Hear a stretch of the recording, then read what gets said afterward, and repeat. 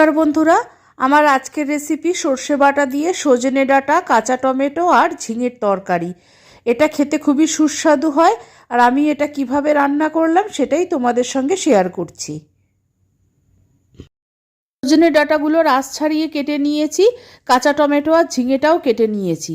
কাঁচা টমেটো, সজনে ডাঁটা আর ঝিঙে সমান মাপের নিতে হবে। ফোড়নের জন্য নিয়েছি হাফ চামচ রাঁধুনি, হাফ চামচ কালো জিরে আর একটা গোটা রসুন খুব ছোট ছোট করে কেটে নিয়েছি। কড়াইতে অল্প সর্ষের তেল গরম করে রাঁধুনি, কালো জিরে আর রসুনটা দিয়ে দিলাম। খুব বেশি তেলের দরকার নেই, অল্প তেলেই এই রান্নাটা হয়ে যায়।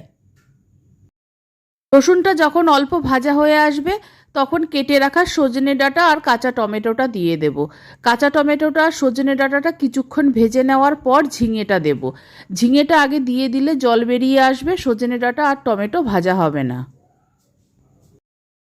ডাঁটা আর কাঁচা টমেটোটা খুব বেশি কড়া করে ভাজার দরকার নেই, কাঁচা গন্ধটা চলে যাওয়া পর্যন্ত একটু নাড়াচাড়া করে নিলেই হবে।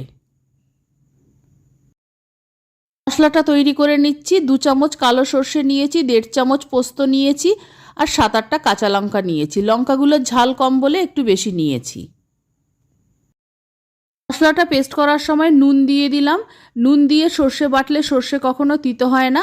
এবার অল্প জল দিয়ে মিহি পেস্ট করে নিচ্ছি। মশলার পেস্টটা হয়ে গেছে, এখন সরিয়ে রাখছি। মশলা করে নিতে নিতে এদিকে ডাঁটা আর টমেটোটাও ভাজা হয়ে গেছে। এবার কেটে ধুয়ে রাখা ঝিঙেটা দিয়ে দিচ্ছি। 1 চামচ হলুদ দিয়ে দিলাম। ঝিঙেটা দেওয়ার পর আরও মিনিট 2 আমি একটু নাড়াচাড়া করে নিচ্ছি। সব উপকরণ ভালো মতো ভাজা হয়ে গেছে। এবার বেটে রাখা সর্ষে পোস্তটা দিয়ে দিচ্ছি। গ্রাইন্ডারটা ধুয়ে কিছুটা জল দিয়ে দিলাম, আর ঝিঙে থেকে আরও যা জল বেরোবে তাতে রান্না হয়ে যাবে। সর্ষে বাটার সময় আন্দাজ মতো নুন দিয়ে দিয়েছি। মিডিয়াম ফ্লেমে ঢাকনা দিয়ে 10 মিনিটের জন্য রেখে দিলাম। 10 মিনিট হয়ে গেছে, ঢাকনাটা তুলে নিচ্ছি। সজনে ডাঁটা, ঝিঙে, টমেটো ভালো মতো সিদ্ধ হয়ে গেছে, আর ঢাকা দেওয়ার দরকার নেই। এবার বাড়তি জলটা শুকিয়ে নিলেই রান্নাটা হয়ে যাবে। এই সময় হাফ চামচ চিনি দিয়ে দিলাম। নুনের পরিমাণটা ঠিকই আছে, আর দেওয়ার দরকার নেই। কাঁচা লঙ্কাগুলো একদমই ঝাল ছিল না, তাই অল্প লাল লঙ্কার গুঁড়ো দিয়ে দিলাম। রান্নাটা প্রায় হয়ে এসেছে, আরেকবার ভালো মতো নেড়ে দিচ্ছি। বাড়তি জলটা শুকনো হয়ে গেছে, রান্নাটা হয়ে গেছে, নামিয়ে নিচ্ছি। সজনে ডাঁটার এই পদটা গরম ভাতের সঙ্গে খেতে খুবই ভালো লাগে।